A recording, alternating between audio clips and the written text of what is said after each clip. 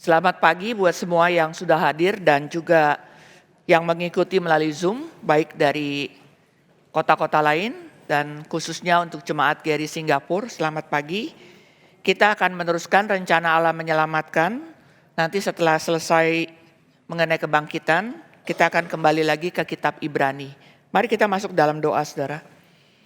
Bapa yang bertahta di surga, Tuhan sudah memberikan firman yang tertulis. Kami berdoa untuk pertolongan dari Roh Tuhan yang kudus memberikan kepada kami pengertian dan menuntun kami bukan hanya kami mengetahui firman, tetapi kami boleh mempunyai relasi dengan Tuhan yang sudah rela menebus dosa kami dan bangkit mengalahkan musuh manusia yang terbesar. Sehingga kami adalah orang-orang yang bukan hanya hidup beberapa puluh tahun di dunia, tetapi kami mempunyai pengharapan akan kehidupan yang kekal bersama dengan Tuhan.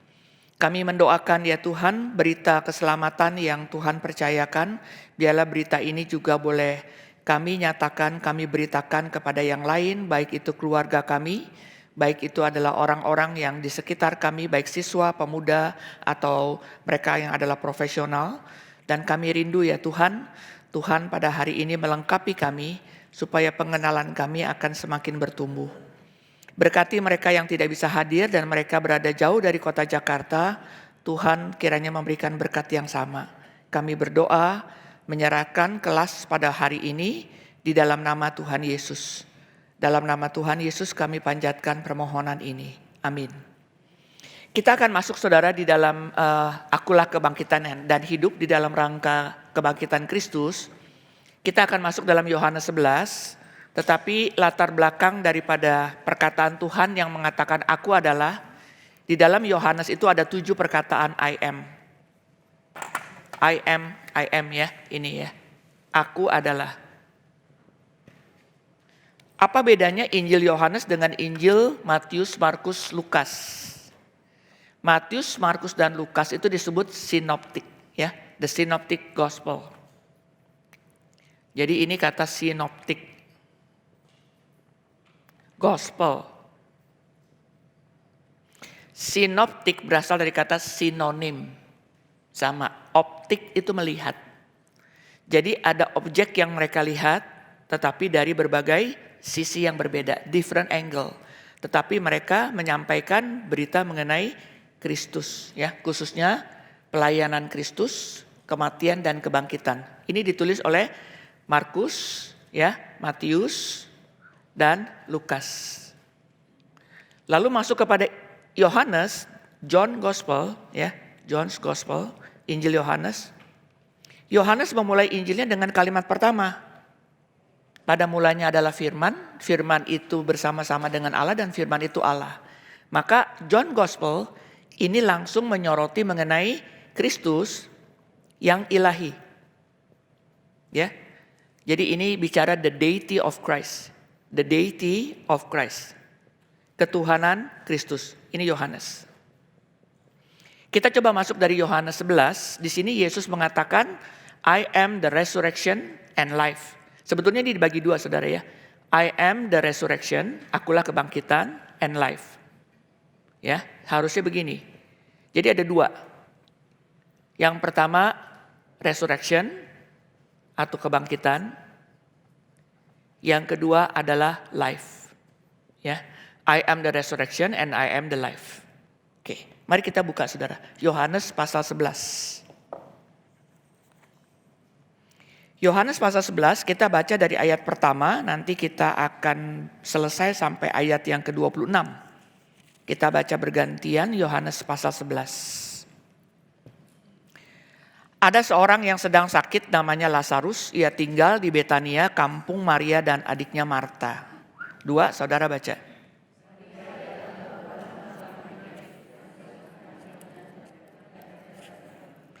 Dan Lazarus yang sakit itu adalah saudaranya. Kedua perempuan itu mengirim kabar kepada Yesus, Tuhan, dia yang engkau kasihi sakit. 4.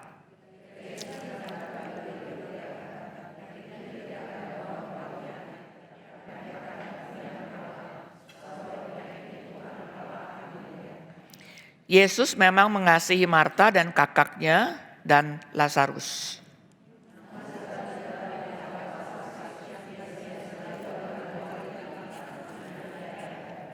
Tetapi sesudah itu ia berkata kepada murid-muridnya, mari kita kembali lagi ke Yudea.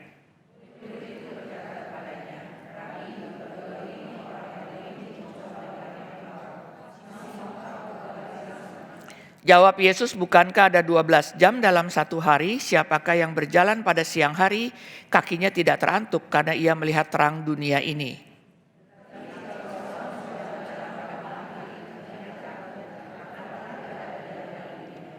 Demikianlah perkataannya dan sesudah itu ia berkata kepada mereka, Lazarus saudara kita telah tertidur, tetapi aku pergi ke sana untuk membangunkan dia dari tidurnya.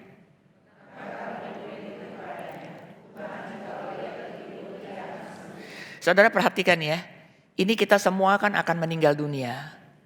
Tuhan mengatakan orang yang meninggal itu tidur. Yang namanya tidur itu istirahat. Ya. Sering kan dikatakan apa? Rest in peace. Bagaimana manusia bisa rest in peace kalau kita tidak berdamai dengan Tuhan waktu kita hidup?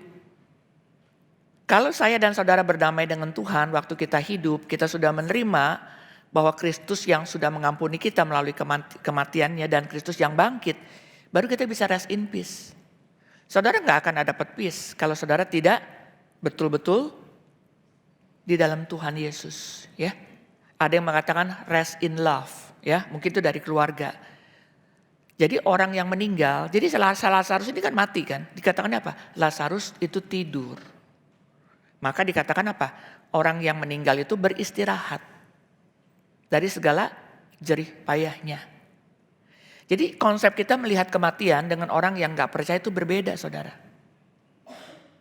Yang meninggal itu beristirahat di dalam Tuhan. Ya, kita yang belum istirahat, kita masih kerja, masih sekolah, masih ngurus anak, masih banyak yang harus dikerjakan. Yang sudah selesai itu memang mereka beristirahat. Kapan mereka bangun? Mereka nanti dibangunkan waktu kedatangan Tuhan yang kedua kali. Jadi tubuh mereka yang lama, ini tubuh ya.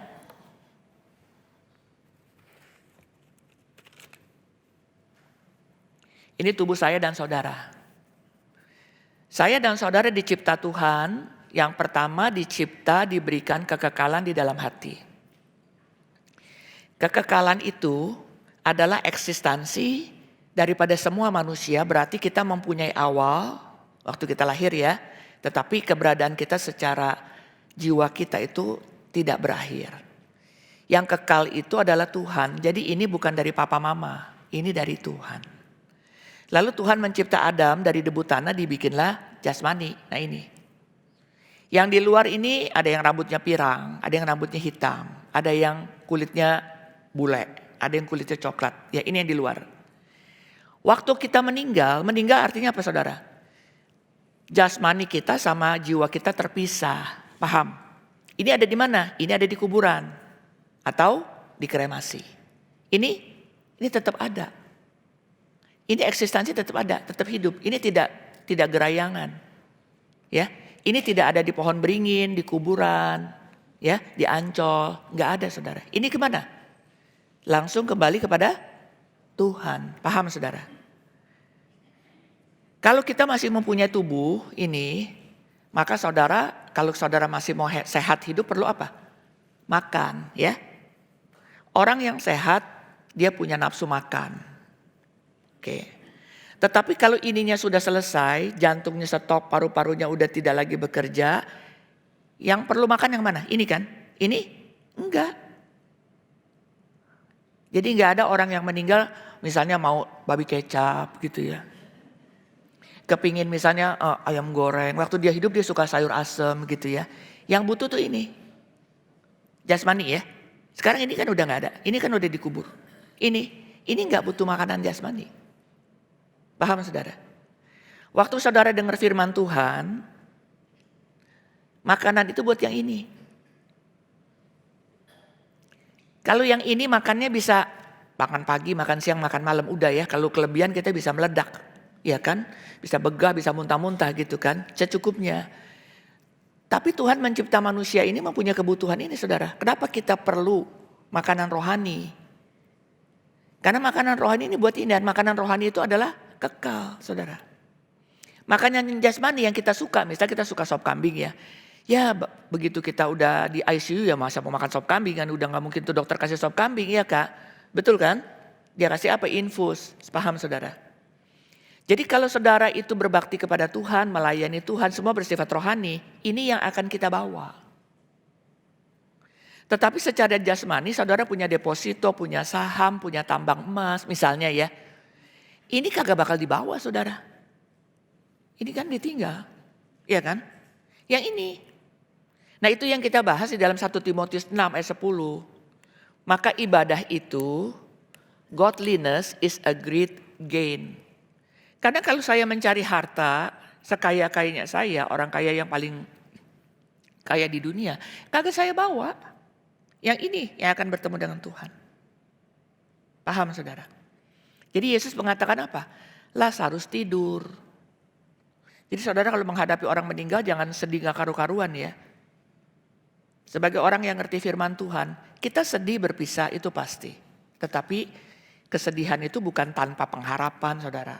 Sampai kita meraung-raung gitu ya, sampai kita mau bunuh diri, ya gak usah lah sampai begitu ya. Sedih itu normal. Saudara ingat ya, jadi ini yang terpisah. Nah manusia mengerti mati itu cuma yang ini. Manusia tidak menyadari yang namanya mati itu terpisah daripada Allah. Mati jasmani, tubuh sama jiwa terpisah. Mati rohani, jiwa saya terpisah daripada Tuhan. Nah terpisah ini arahnya yang berubah saudara. Saudara dan saya dicipta Tuhan, di bawahnya Allah, di atasnya alam. Kalau saudara berdiri kan injak tanah, gak ada yang jalan di atas tanah saudara ya. Berarti alam itu di bawahnya kita. Karena Tuhan mau kita menaklukkan alam, membudidayakan alam, mengembangkan alam. Maka Tuhan ciptakan kita punya logika, bisa belajar. Kalau listrik mahal bagaimana sekarang bisa pakai solar ya, solar system dan sebagainya. Kalau tanah itu sekarang susah bagaimana kalau perkebunan pakai hidroponik ya. Itu kan logika manusia yang dikembangkan. Paham saudara? Saudara mesti mengerti kematian yang tidak kita sadari adalah kematian rohani. Kenapa? Karena tubuhnya masih ada. Jadi ini yang kita lihat. Apalagi kalau orang itu kaya ya. Dia kagak mau mati-mati saudara. Banyak kan. Kayak kaisar gitu kan. Gak mau mati. Yang jadi presiden juga gak mau turun-turun. Iya kan. Udah term kedua, term ketiga, term keberapa. Makanya Filipina setelah kejadian Marcos kan 30 tahun. Kalau Soeharto 32 ya, beda 2 tahun. Maka langsung undang-undangnya berubah. Setiap presiden harus cuma satu kali gitu ya. Cuma dulu mereka 5 tahun, sekarang mereka ada pesawat. Jadi gak ada tuh, wah seluruh rakyat memilih lagi, gak bisa, udah undang-undangnya ditetapkan. Karena kejadian, kalau udah 2, ketiga, keempat akan seterusnya. Paham saudara? Ya. Nah sekarang ini yang dikatakan di dalam Alkitab, Lazarus itu mati dan disebut tidur. Ini. Karena dia sakit, tubuhnya rusak kan. Jantungnya stop, meninggal. Yang disebut tidur itu sini. Itu yang Yesus katakan. Tapi mereka bilang, Lazarus bukan tidur, Lazarus itu mati. Mereka tidak mengerti. Jadi kalau mati fisik, tubuh terpisah dari jiwa. Ya. Kalau jiwa saudara dan saya di dalam ada fisik ini masih tidak pernah bertobat, maka ini kan terpisah daripada Allah. Harusnya kita kan menuju kepada hidup yang kekal ya. Tapi kita terpisah, kita menuju kepada keterpisahan selama-lamanya, itu namanya mati kekal. Kalau ininya sudah stop, saudara menyesal, ya dulu berapa kali diajak KKR gue gak bertobat. Sudah tidak ada kesempatan. Seluruh kesempatan yang Tuhan beri, waktu saudara dan saya punya ini, tubuh. Jangan saudara dengar Injil waktu sudah stroke ya, atau sudah demensia. Baru kita gedebak-gedebuk, oh mama udah demensia, tolong dong diinjilin bla bla bla ya. Sehat walafiat tuh mama gak pernah dibawa ke gereja untuk dengar. Paham saudara? Lazarus tidur, Yesus mengatakan tidur kan, dalam arti itu mati. Jadi kalau orang meninggal disebut tidur. Kita kalau bilang, ih lagi tidur lu dia, jangan dibangunin. Kenapa? Nyenyak, iya kan? Iya. Jadi tidur itu apa saudara? Istirahat. Ya, istirahat. Jadi saudara jangan gedebak-gedebuk kalau orang meninggal. Kesian loh, aku setiap kali lihat sop kambing ingat suami suka sop kambing. Dia udah gak makan sop kambing. Udah gak ada kepengennya juga karena sudah tidak ada tubuhnya ya. Yang ada tubuh yang bisa makan. Yang gak ada tubuh gak perlu makan. Oke, sekarang teruskan. 12, jemaat baca, 2, 3.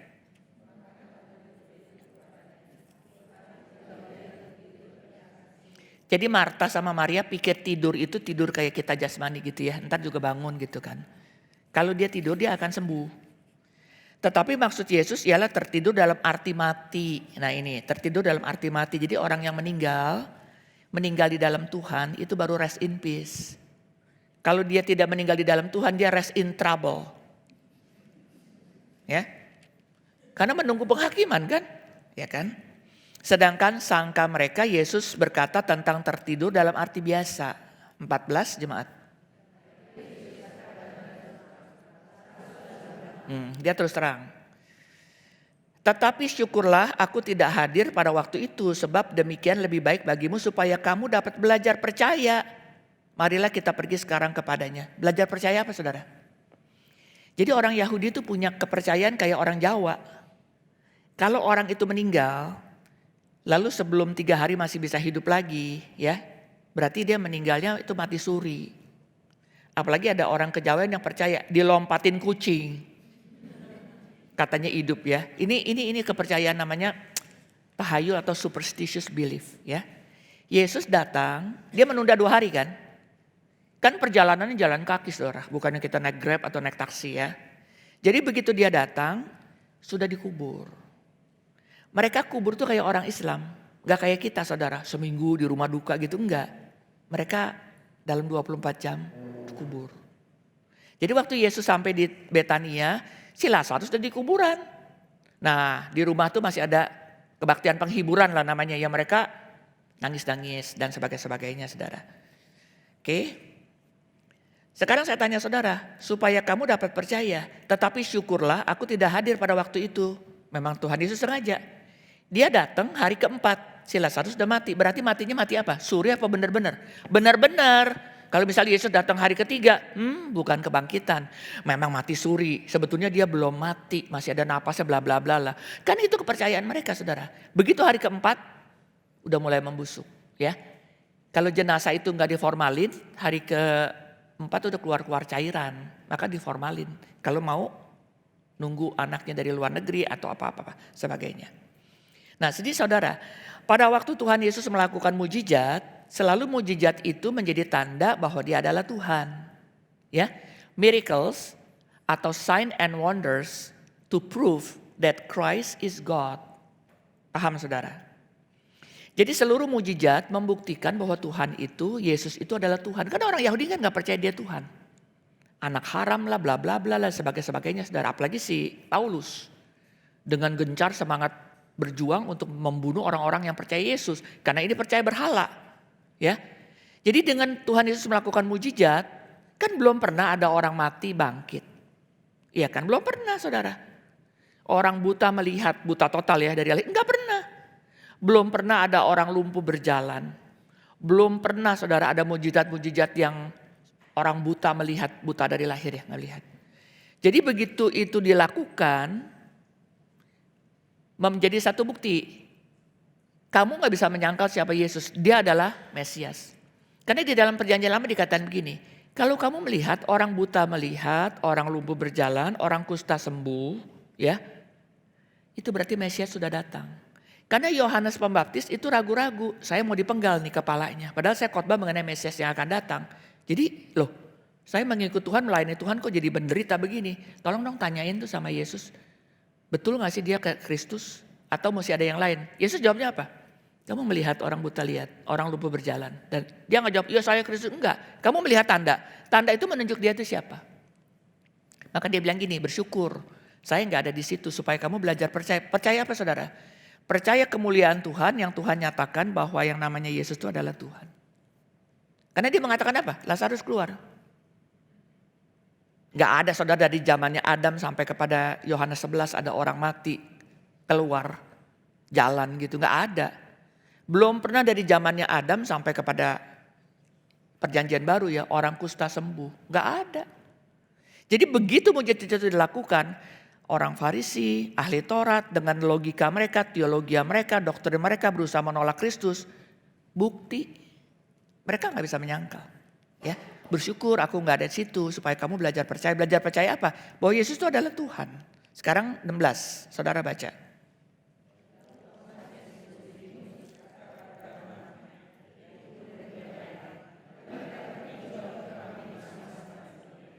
Jadi Thomas juga nggak mengerti ya mengenai mati. 17, maka ketika Yesus tiba didapatinya Lazarus telah 4 hari berbaring di dalam kubur. Ya, sudah berapa hari? 4 hari. Berarti dia sudah mati benar-beneran. Oke. Sekarang 18 jemaat baca.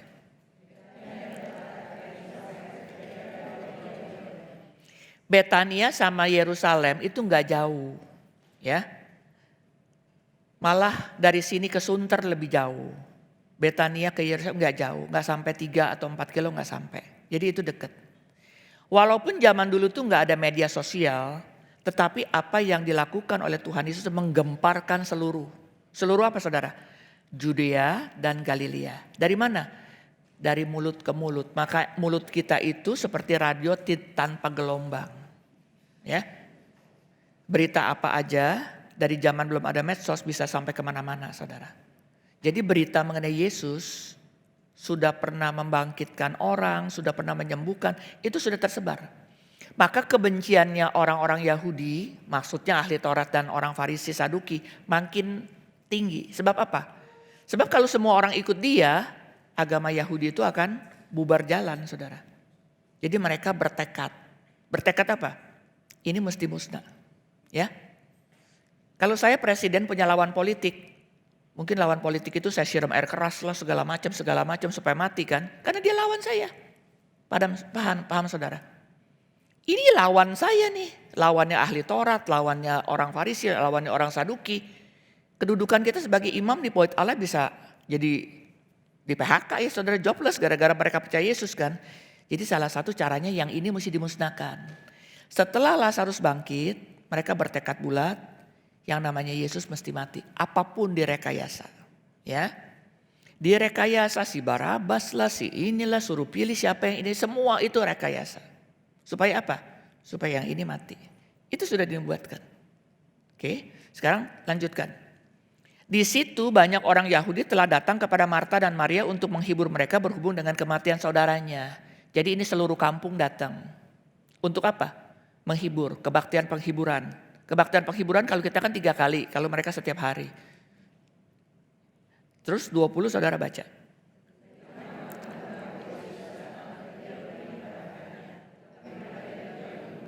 Marta lihat Yesus lagi dalam perjalanan menuju ke Betania, masih di jalanan, dia jemput. Ya.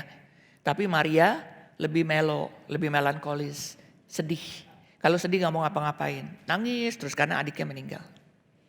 Maka kata Marta kepada Yesus, Tuhan sekiranya engkau ada di sini saudaraku pasti tidak mati. Saya tanya saudara, perkataan ini mempunyai pengertian apa? Tuhan, kalau si Lazarus ini lagi sakit, kedatangannya tepat. Untuk bisa apa? Menyembuhkan dia kan. Tapi udah kelewatan sekarang. Berarti apa?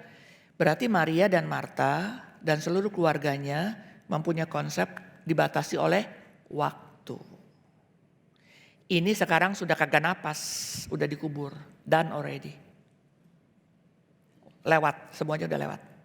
Karena Yesus bisa menyembuhkan. Tetapi ini bukan kesembuhan, dia udah mati. Yang mati kan belum pernah ada kan? Belum pernah kan? Oke. Jadi masa-masa Yesus menyatakan mujizat udah berlalu di dalam pikirannya Marta. Ya, 22 saudara baca.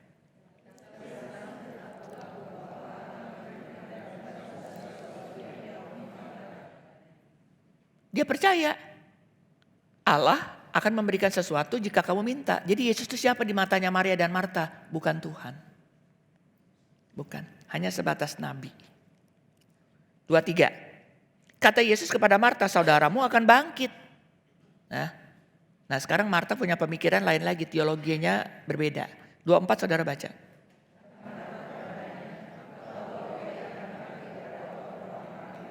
Nah, lihat saudara. Ini saudara dan saya suatu hari meninggal dunia. Ini tubuhnya sudah ada di kuburan Petamburan misalnya ya, atau tanah kusir. Ini saya secara jiwa istirahat. Ya, kembali kemana? Kepada yang menciptakan. Saya nggak ada di RMCI saudara. Jadi saudara nggak usah kasih makanan, ya nggak ada saya. Saudara juga nggak perlu ke kuburan lalu nangis-nangis di situ. Kuburan itu bukan the final resting place, bukan. The final resting place itu di sana, ya. Nanti pada waktu kedatangan Tuhan yang kedua kali, si Marta bilang nih, Lazarus akan bangkit. Tapi waktu Lazarus bangkit, dia tidak bangkit dengan tubuh yang ini, saudara. Ini kan tubuh yang lama nih, tubuh kita yang berdosa, ya kan?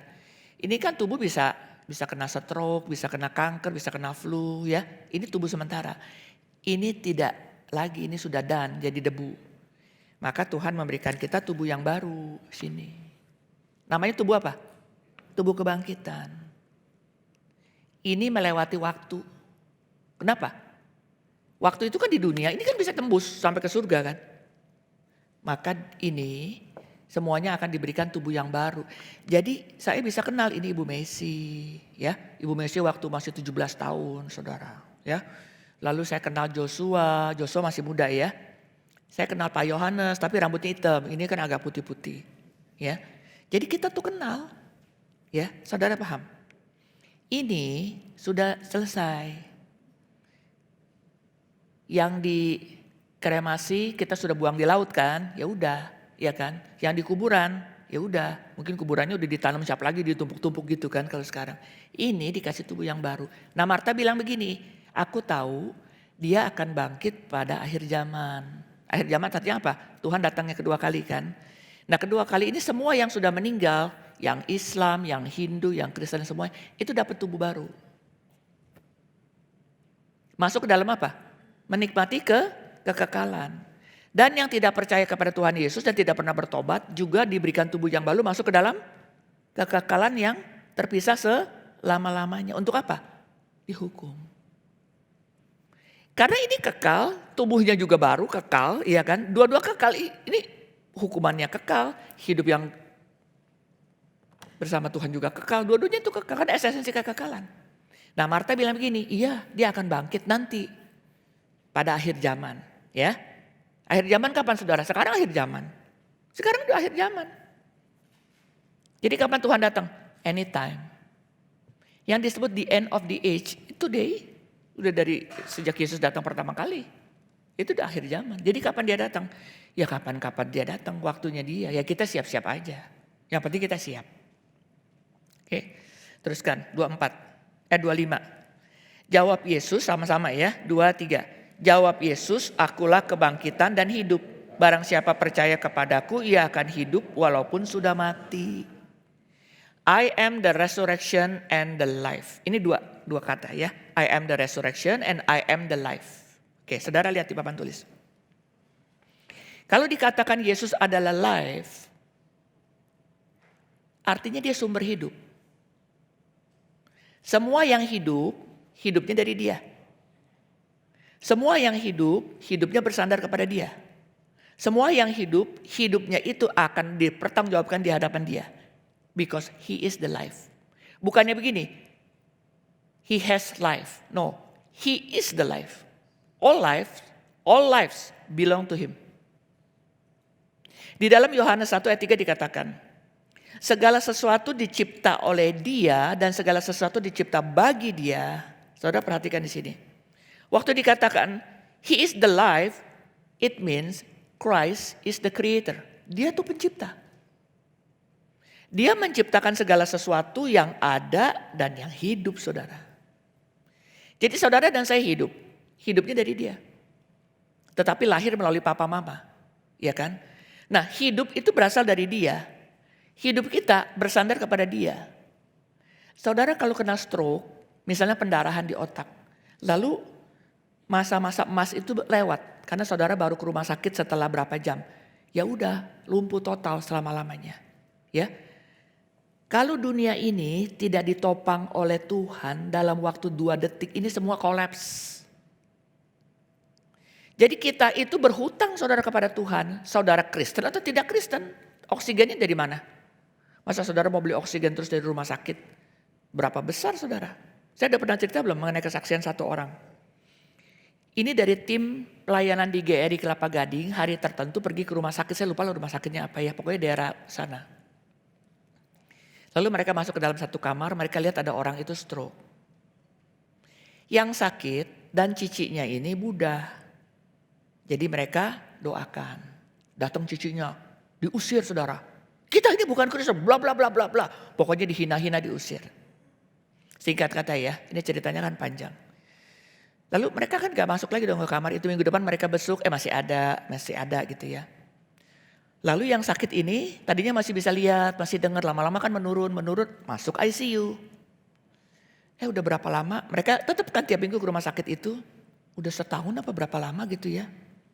Cicinya yang ngusir-ngusir itu, manggil-manggil tim besuk itu, tolong dong doakan adik saya. Kenapa saudara? Dia minta doakan.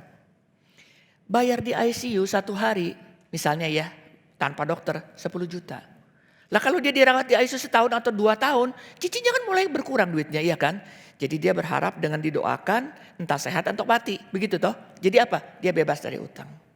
Terus dia cerita sama saya yang besuk itu. Saya bilang, terus kamu gimana?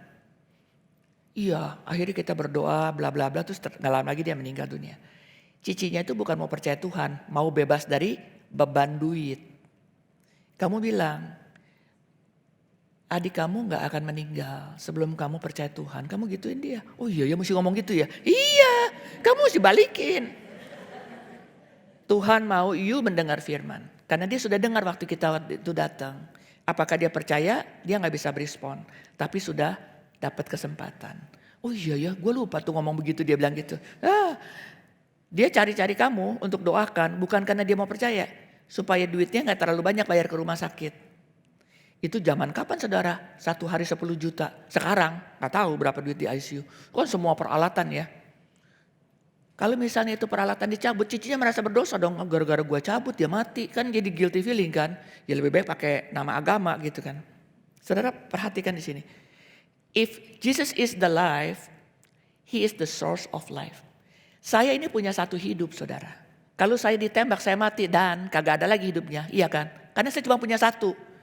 Tapi Yesus itu sumber. Maka ini penting. Dia adalah sumber.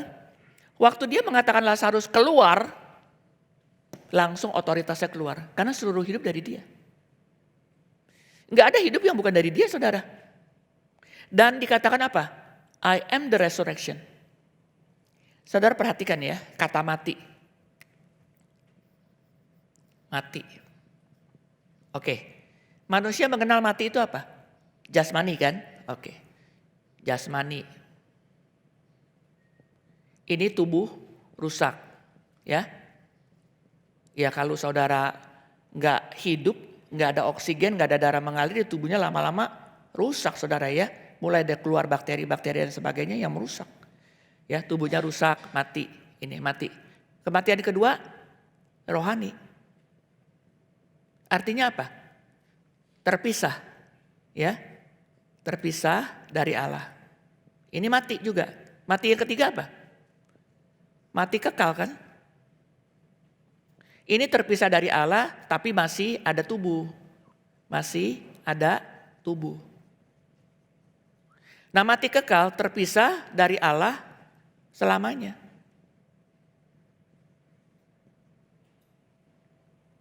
Sekarang saya tanya. Yesus mengatakan begitu ya. I am the resurrection and I am the life. Saya tanya saudara. Setelah Adam jatuh dalam dosa. Adam jatuh dalam dosa ya. Kamu boleh makan semua buah di Taman Eden tetapi ada satu buah. Pohon itu pohon pengetahuan baik dan jahat. Oke. Waktu kamu makan kamu mati. Saya tanya saudara. Adam mati gak? Adam mati atau enggak? Gak kelihatan ya. Karena dia masih bisa punya anak kan. Masa kalau dia mati dia punya anak gimana punya anaknya ya kan. Dia masih punya anak Kain dan Habil. Yang mati apanya? Ini.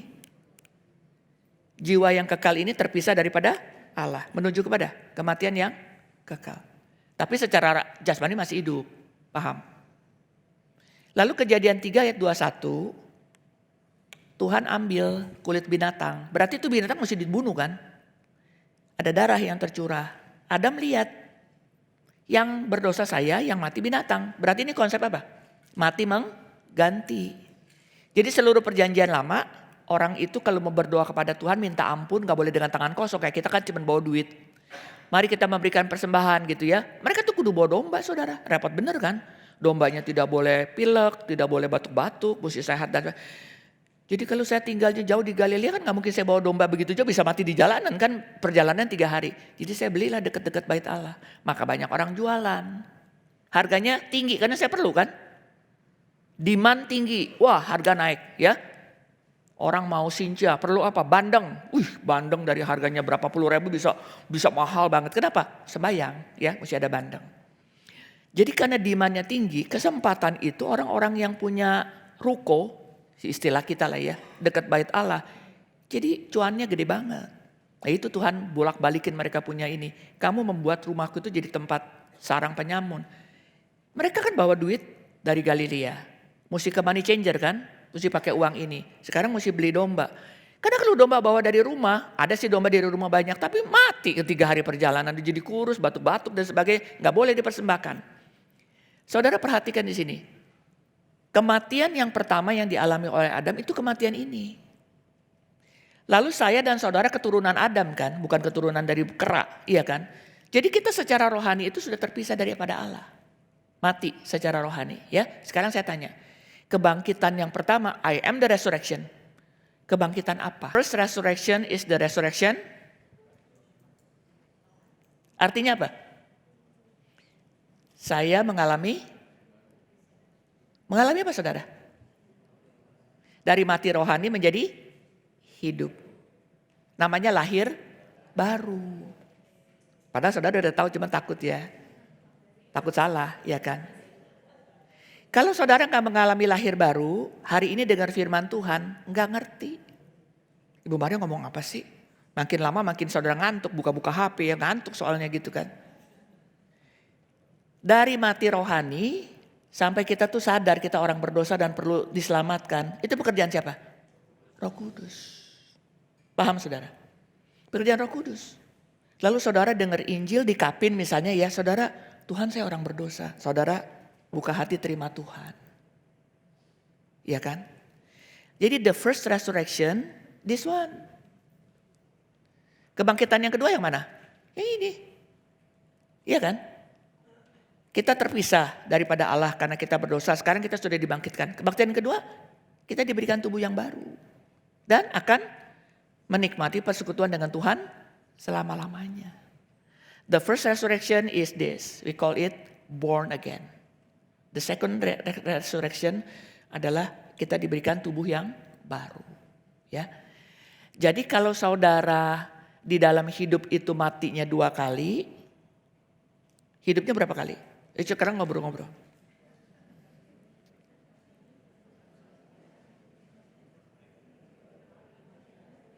Kalau saudara punya hidup cuma 1 kali, matinya berapa kali?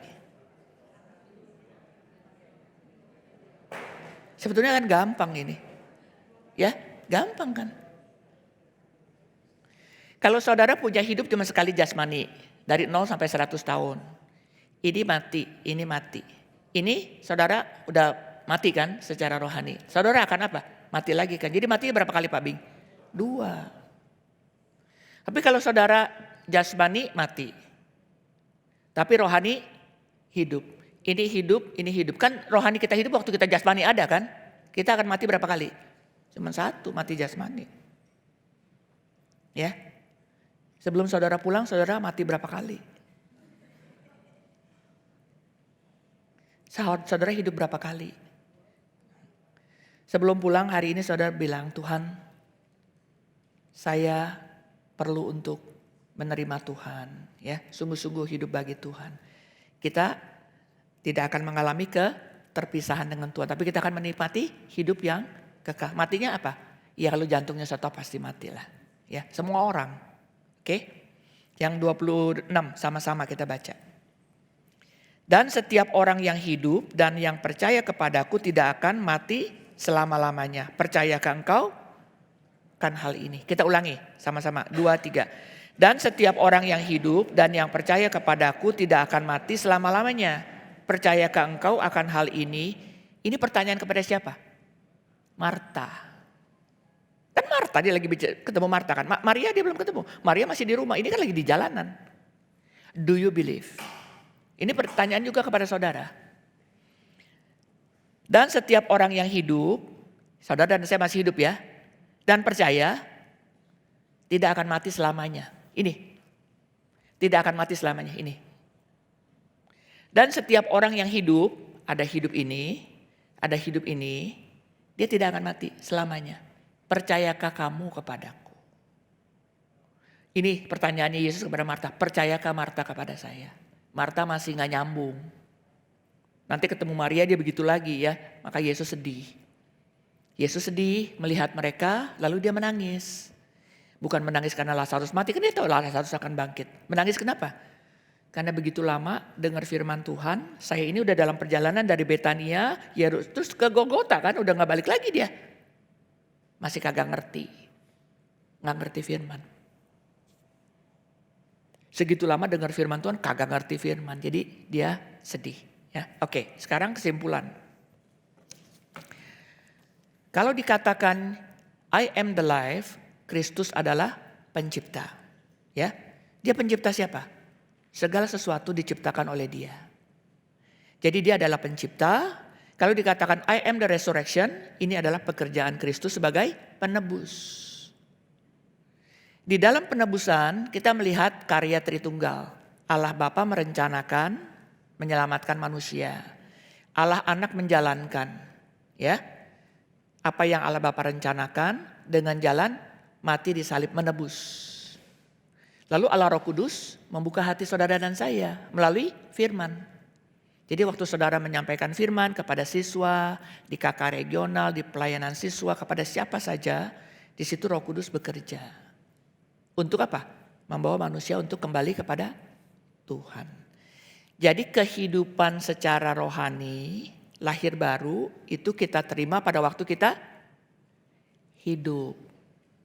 Ya, kalau saya terima ini, berarti saya akan terima hidup yang kekal. Jadi saya satu kali mati apa? Mati jasmani. Karena udah 100 tahun, udah meninggal. Ya gak apa-apa, hidup 2 kali. Ya, paham saudara? Oke. Sekarang saudara catat.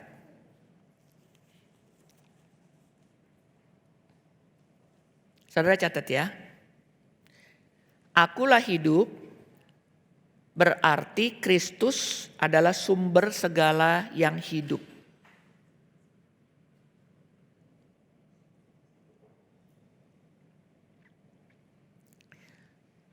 Semua hidup itu berpusat kepada Kristus.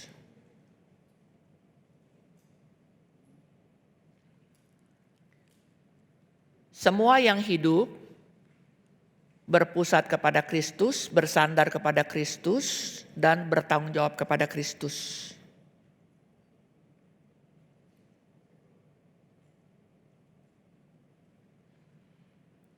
Akulah hidup menyatakan bahwa Dia adalah pencipta, creator.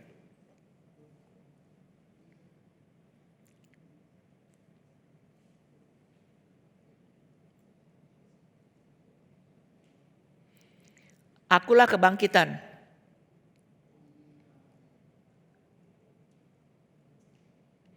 Ini adalah kerjasama Allah Tritunggal. Dalam karya Allah Anak, yaitu penebusan.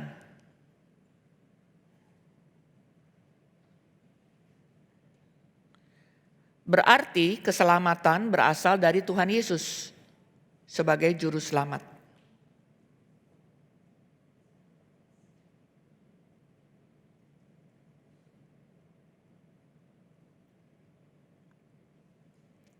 Kedua janji ini memberikan kepastian kepada kita yang sebelumnya tidak pernah ada dalam semua agama.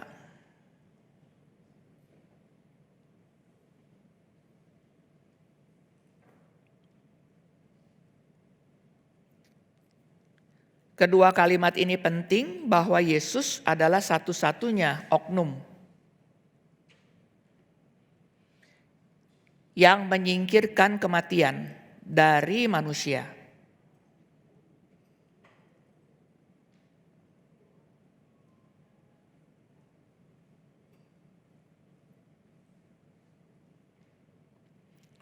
Yesus adalah satu-satunya yang memberikan benih hidup.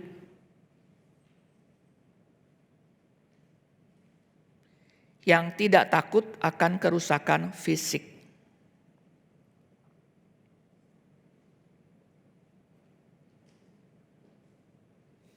Pertanyaannya, apakah artinya barang siapa percaya kepadaku, dia akan hidup walaupun dia sudah mati?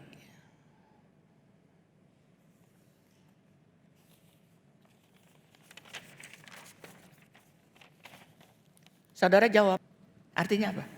Karena Yesus kan memberikan kita keselamatan dengan kita sebagai born again, dan setelah itu kita akan hidup selama-lamanya. Meskipun nanti setelah usia 100 tahun kita mati, tetapi jiwa kita kan tetap pergi ke Tuhan. Arahnya ya? Arahnya ke Tuhan. Jadi kematian rohani itu berbeda dengan kematian jasmani. Iya. Kematian jasmani ada kerusakan. Ada kerusakan. Terpisah, ya kan? Kalau kematian rohani? Tidak ada. Arahnya. Kalau saya hidup kekal, arahnya kepada Tuhan. Kalau saya mati kekal, arahnya menuju keterpisahan selama-lamanya. Tapi kekekalannya tetap ada.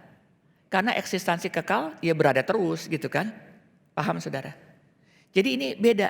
Kalau kematian fisik, kita lihat dikubur ya, dikremasi, kita lihat. Itu terpisah. Tapi eksistensi jiwanya ada.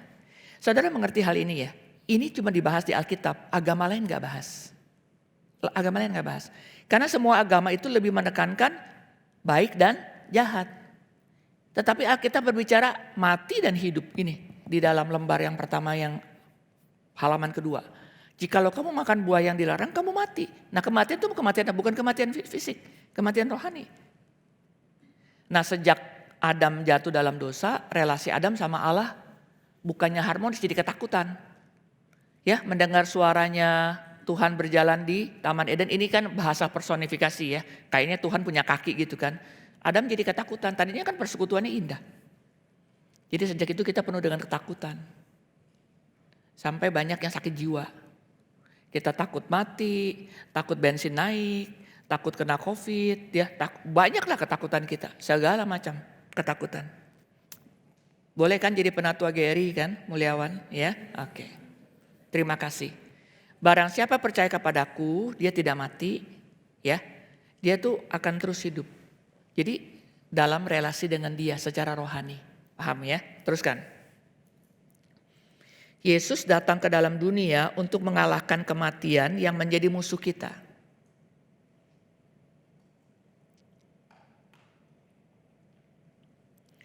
Yesus datang ke dalam dunia untuk mengalahkan kematian yang menjadi musuh kita. Mereka yang masih hidup dan beriman kepadanya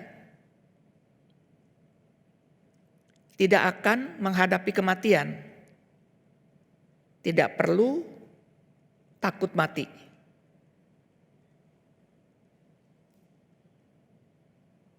Karena diberi hidup yang kekal. Saya tanya saudara ya, kenapa banyak orang takut mati? Betul gak Ibu Messi? Mimi, iya. Betul gak banyak orang takut mati? Betul ya. Kenapa Bu Mimi? Dia gak tahu bakal kemana. Yang kasih tahu siapa? Itu Alkitab. Bayangin kalau kita gak belajar, kita juga jadi orang Kristen yang sedih gak karu-karuan ya. Bisa menyesali, bisa begana, begini dan sebagainya. Ini dibukakan saudara. Jadi Paskah kebangkitan Tuhan itu bukan cuma cerita. Maka ditanya gini, barang siapa percaya kepadaku, dia akan hidup walaupun sudah mati. Dia tanya Marta kan, percayakah kamu kepadaku? Sekarang kalau saya bilang percaya saya berdasarkan apa? Firman kan? Kalau saya baca firman terus kagak percaya, ya tetap aja kita kayak orang yang gak percaya penuh dengan ketakutan. Ya. Saya tanya yang pernah mati terus bangkit. Ngomong-ngomong ke kita siapa? Cuma Tuhan Yesus. Betul kan? Oke. Coba baca Mazmur 23. Mari kita buka saudara. Mazmur 23. Ini paling terkenal ya. Kalau ada orang sakit bacain Mazmur ini. Kalau saudara lagi sedih-sedih baca ini. Ya, oke, Mazmur 23. Sekarang baca ayat 4. Saudara baca ayat keempat. 23 ayat 4. 1, 2, 3.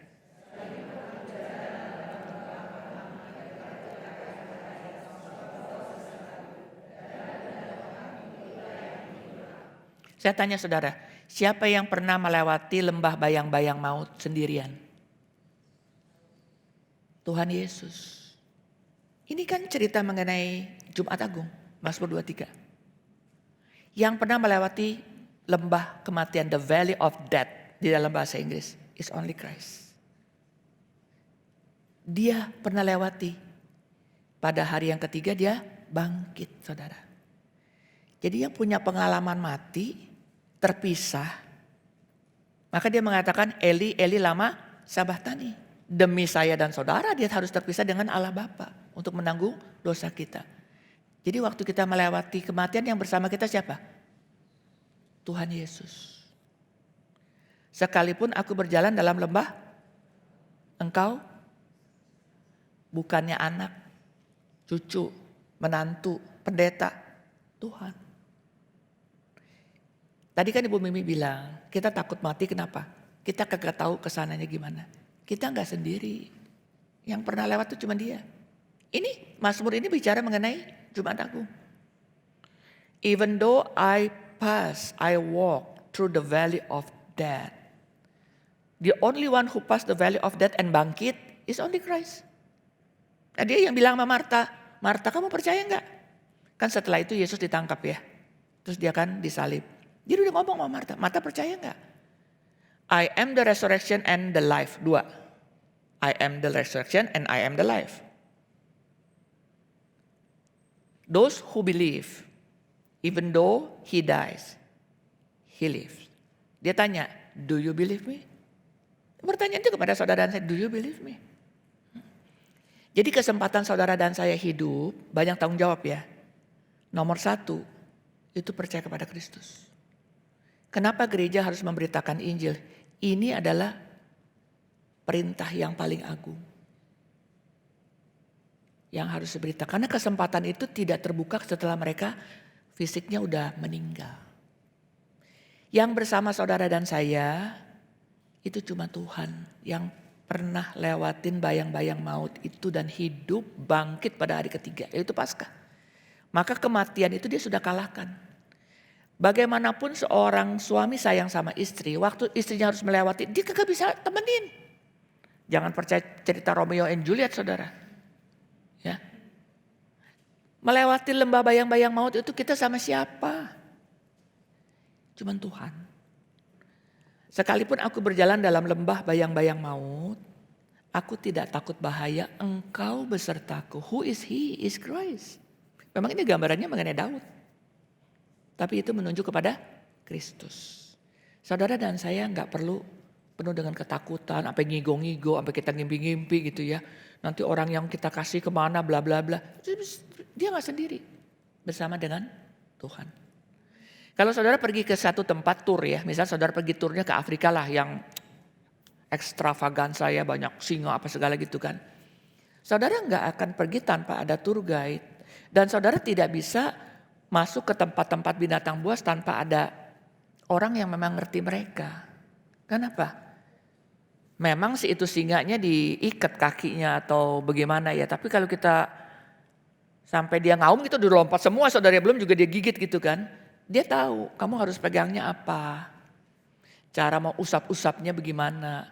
Kamu jangan usap-usap begini, dia gatel, dia jadi geli, jadi begitu kan, berdiri kan. Terus kalau buntutnya begini langsung kena muka kita, udah deh. Kita udah sama dia. Jadi dikasih tahu. Kita belum pernah ke surga dan gak ada yang pernah ke sana. Yang dari sana kan udah datang. Bukan cuma dia jemput kita, dia sama-sama. Misalnya gini, Bu Maria rumahnya di mana sih? Oh ya rumah saya di sana Bu, di Lipo Karawaci. Aku gak tahu Bu Maria. Iya, nanti tak jemput di mana, di Lipo Supermall gitu kan. Saya jemput. Tuhan bukan jemput saudara, dia sama-sama. Sekalipun aku melewati lembah bayang-bayang maut, aku tidak takut bahaya. Saudara tahu nggak? Lembah, ini kan begini kan? Iya kan? Kalau saudara berjalan di lembah malam hari itu bahayanya apa, Pak John? Binatang buas kalau cari makan itu malam. Tuhan adil ya. Maka matanya kan nggak usah pakai kacamata, saudara, mereka tuh matanya tajam ya. Yang binatang yang baik-baik, yang jinak ya, ada domba, kijang, itu keluarnya pagi. Jadi kalau dia itu pinter lompat kayak leopard, itu kita yang dibawa, entah itu misalnya kambing atau domba, itu diterkam. Jadi gambarnya Daud sebagai seorang gembala kalau lagi bawa dombanya banyak lewat itu. Ini yang di atas ini siapa? Yang pinter lompat. Apalagi cita. Larinya dia, woi, luar biasa tuh saudara. Ya, jadi saya suka pelajari tuh binatang-binatang ya, yang ini, yang putih, yang coklat, apa-apa jenis-jenisnya gitu ya. Ternyata beda-beda totolnya saudara, macan tutul, yang puma, yang ini, hyena gitu ya. Ada yang totolnya bulat, ada yang totolnya, sedikit tuh saudara bedanya. Tapi mereka punya khas. Sekalipun aku berjalan dalam lembah bayang-bayang maut. Buat Daud seorang gembala bawa domba. Yang paling berbahaya kalau lewat lembah. Yang pinter nangkap itu ada di atas dan kita di bawah. Lembah itu banyak air buat domba minum. Tetapi dia mesti berjaga-jaga dengan tongkatnya, dengan gadanya. Jadi sigap banget. Karena Daud itu learn by experience. Jadi dia ngadepin Goliat, ya kayak gua ngadepin singa aja mati pakai ketepelnya dia gitu ya. Dia bisa kenapa? Sering, saudara. Kan nggak mungkin orang itu skill kalau dia nggak sering ya. Orang masak bisa, tapi dia ahli nggak, belum tentu kan. Bisa hari ini keasinan, besok kekurangan apa gitu kan. Sampai dia skill, saudara. Dia merem juga begini-begini. Kayak mami saya, mana ada takaran. Mi ini garamnya berapa? Mami kira-kira aja, mati dah. Tangannya dia kan kira-kira kan. Giliran kita resepnya persis, rasanya beda. Ini saudara, ini sebuah mesti learn by experience. Jadi waktu dia lihat, kan pengalaman dia sebagai gembala, ngadepinnya binatang buas. Ya, yang singa, yang beruang. Kan gak mungkin dia gak bawa pedang lah, dia bawa apa segala kan jadi berat banget kan. Dia pakai ketepel.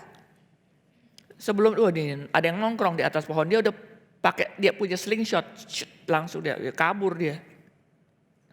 Jadi matanya itu jeli. Jadi waktu dikasih lihat, gue lihat, this is one of the lion yang biasa saya ini.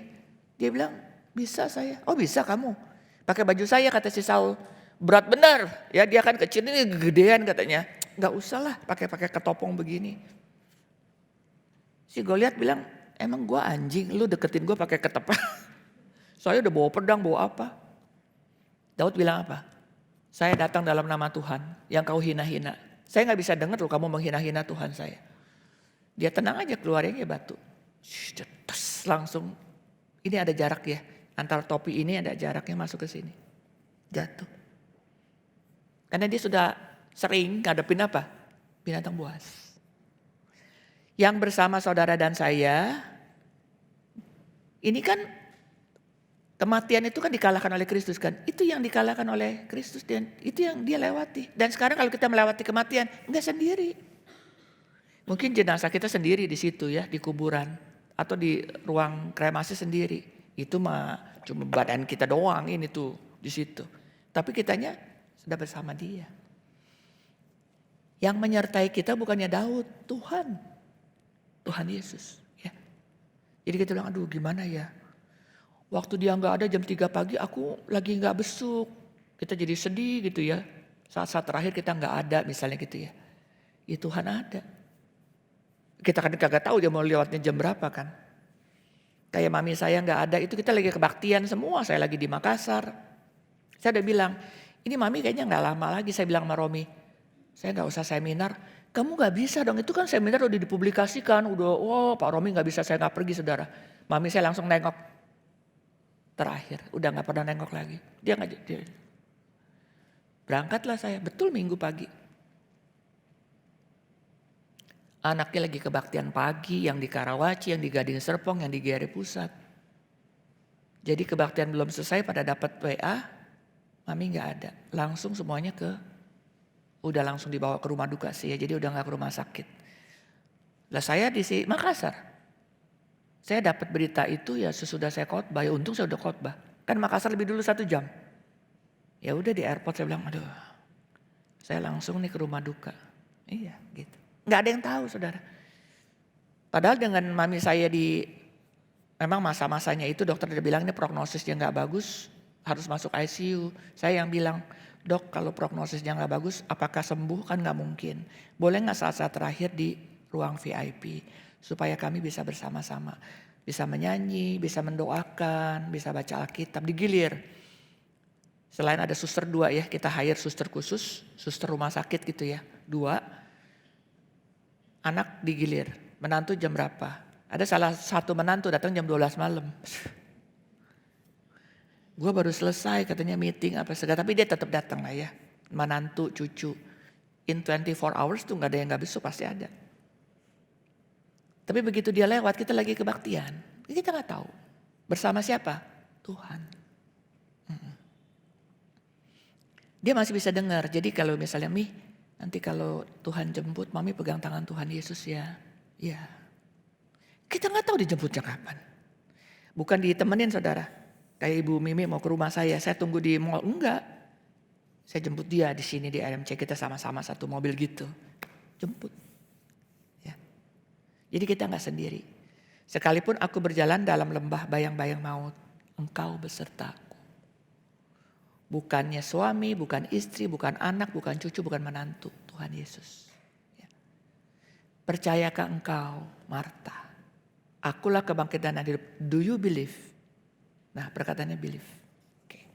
Terus ya saudara. Ada orang yang seumur hidup dibayangi ketakutan akan kematian. Ya, mari kita buka Ibrani pasal 2 ayat yang ke-15.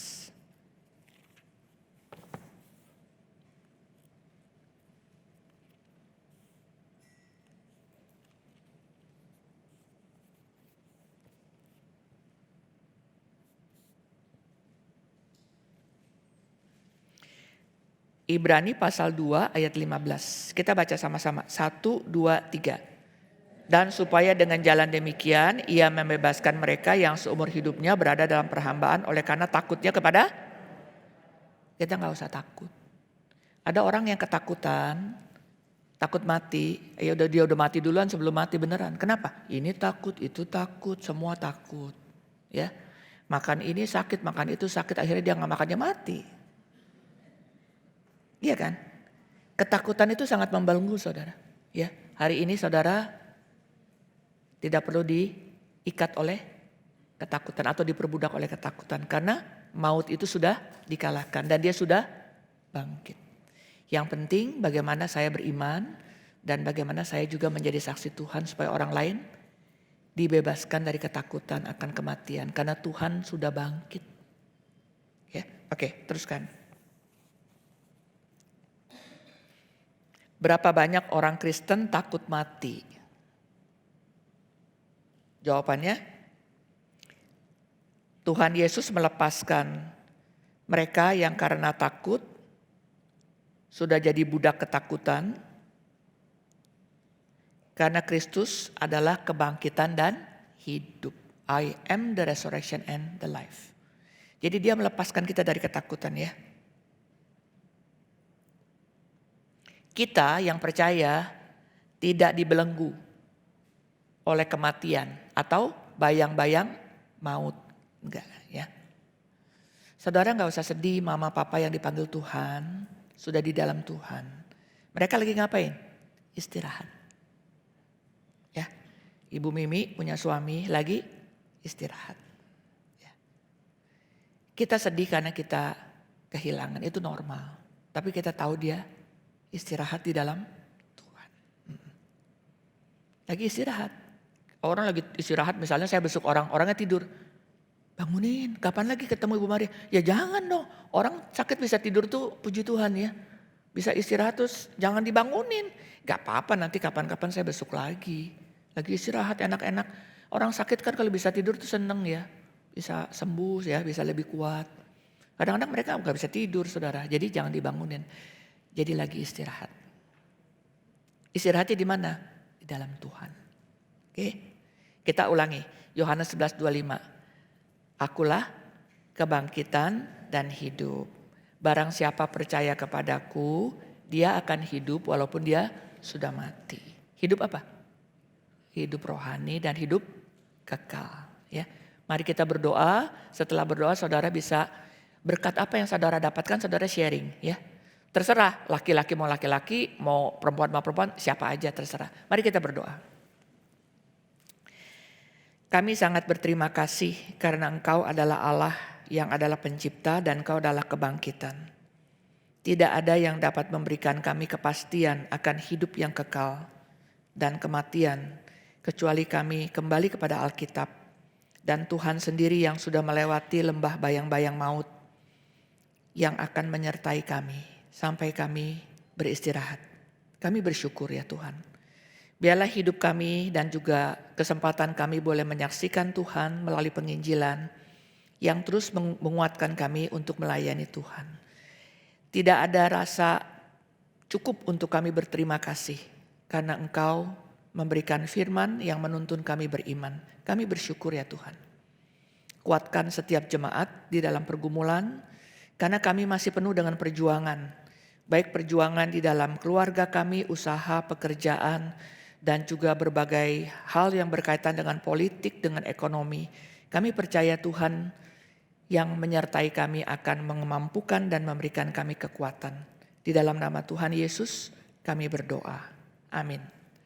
Saudara-saudara, sebelum kita bersyukur sama Tuhan ya, mendukung pekerjaan Tuhan melalui persembahan, saya mengajak kita untuk mendoakan buat Kapin.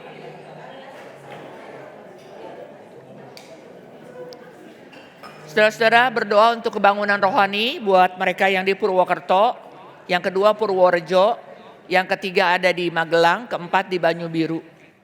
Ini peperangan rohani ya, biar Tuhan pakai Pak Tong dan juga gereja-gereja di sana dengan membawa jemaat mereka dan orang-orang keluarga mereka untuk dengar firman.